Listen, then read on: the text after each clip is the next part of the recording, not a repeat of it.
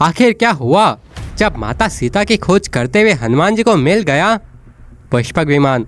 और आखिर कैसी बनावट थी पुष्पक विमान की, कैसा दिखता था पुष्पक विमान? ये जानने के लिए इस वीडियो का अंत तक अवश्य देखें और ऐसे ही वीडियो देखने के लिए विश्व गुरु भारतवर्ष को जरूर सब्सक्राइब करें, जिससे ऐसे ही वीडियो आपको आगे भी मिलते रहे। तो कैसे मिला हनुमान जी को पुष्पक विमान? जैसा कि आपको पता है, जामवंत जी हनुमान जी को उत्साहित करते हैं, जिससे वे 100 योजन यानी कि 800 किलोमीटर पार करके लंकापुरी पहुंचते हैं माता सीता की खोज के लिए।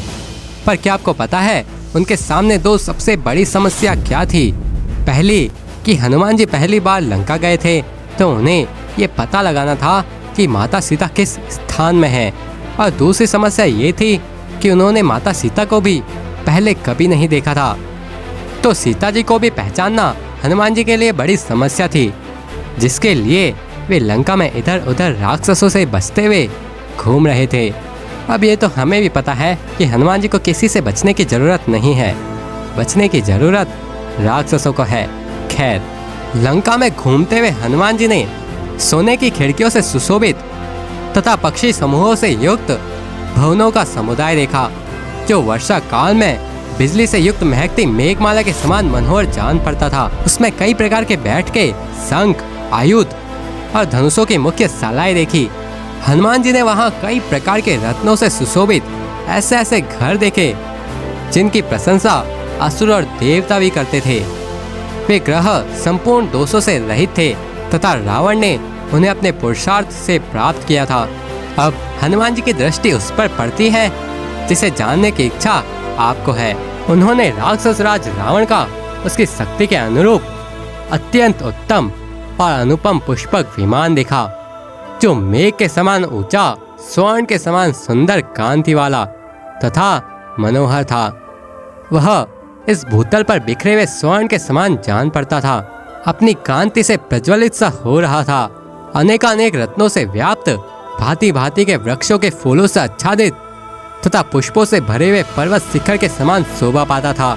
वह विमान रूप भवन हंसों द्वारा आकाश में ढोए जाते हुए विमान की भांति जान पड़ता था। उस दिव्य विमान को सबसे सुंदर ढंग से बनाया गया था।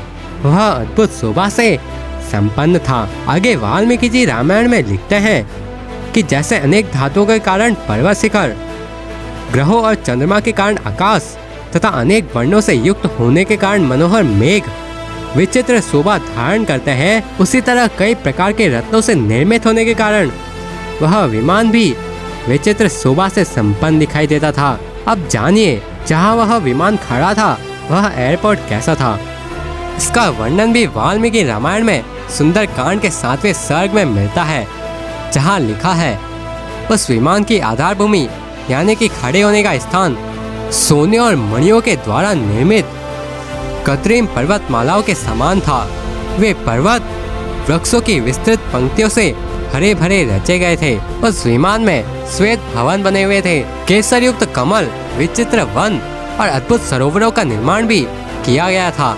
वैसे आप अभी तक समझ गए होंगे कि इस विमान को पुष्पक विमान क्यों कहा जाता था।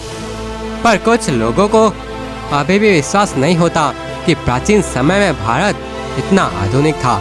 वैसे आपको विश्वास है या नहीं, ये कमेंट में जरूर लिखें। हनुमान जी ने जिस सुंदर विमान को वहाँ देखा उसका नाम पुष्पक था। वह रत्नों की प्रभा से प्रकाशमान था और इधर उधर भ्रमण करता था। और क्या आपको पता है, जितने भी विमान उस समय अनेक अनेक देवताओं के पास थे, उन विमानों से भी कई ज्यादा अधिक सुंदर और आदर रावण के पुष्पक विमान का ही होता था। वाल्मीकि रामायण के इस वाक्य से यह भी स्पष्ट होता है कि उस काल में एक दो नहीं बल्कि कई विमान हुआ करते थे, परंतु आज की तरह उनसे वायु प्रदूषण नहीं हुआ करते थे। उस विमान में चांदी के पक्षी बनाए गए थे। अच्छी जाति के घोड़ों के समान ही सुंदर अंग वाले अश्व भी बनाए गए थे।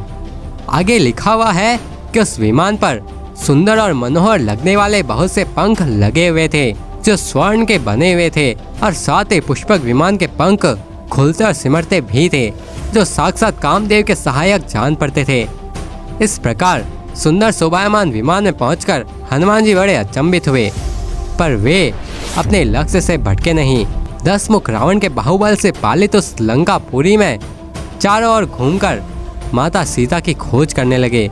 और क्या आपको पता है, माता सीता ने लंका में कुछ भी अन्न जल ग्रहण नहीं किया था।